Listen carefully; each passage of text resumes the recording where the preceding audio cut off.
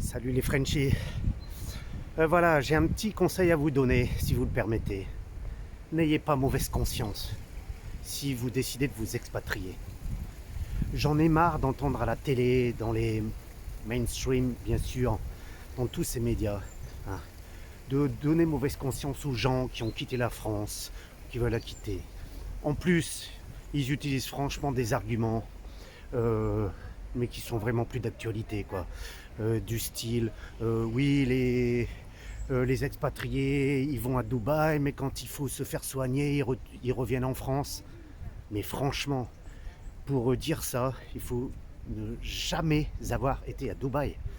Moi, j'ai eu l'occasion d'y aller et de voir un hôpital ultra moderne, de dernier cri.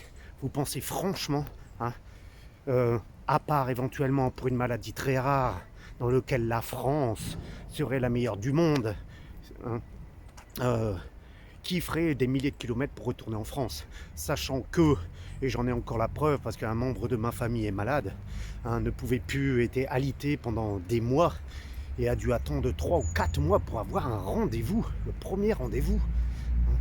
Alors qu'on vienne pas me dire, même en Bulgarie, moi j'habite en Bulgarie, chaque fois que j'ai été malade, bon ça n'est pas été très grave non plus, mais j'ai quand même eu les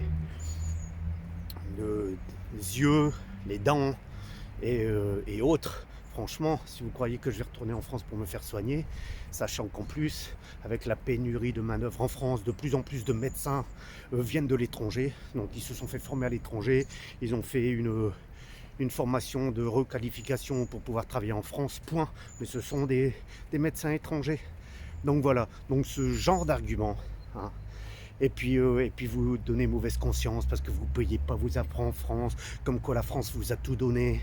Ok, c'était peut-être, cet argument était peut-être valable il y a 30 ans, 40 ans, quand il faisait bon vivre en France, quand les infrastructures étaient bonnes, quand les services étaient de qualité, hein.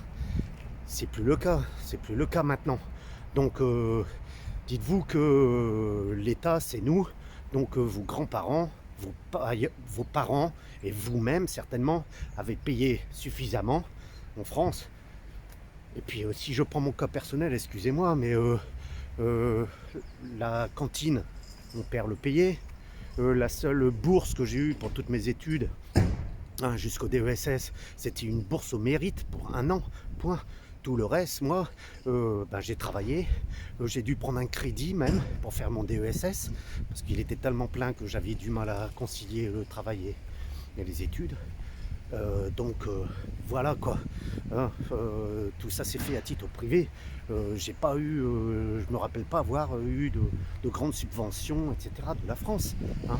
Et puis j'ai suffisamment payé d'impôts, hein. On est quand même, je vous le rappelle, le pays qui a le plus d'impôts au monde. Voilà.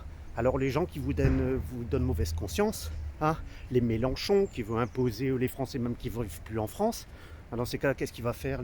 Ça veut dire que les étrangers qui sont en France, eux, ne paieront plus d'impôts, hein? Dans la mesure où on doit payer sur son pays d'origine, ça veut dire que tous les Sénégalais, tous les Algériens, les impôts qu'ils paieront, ce sera pour l'Algérie.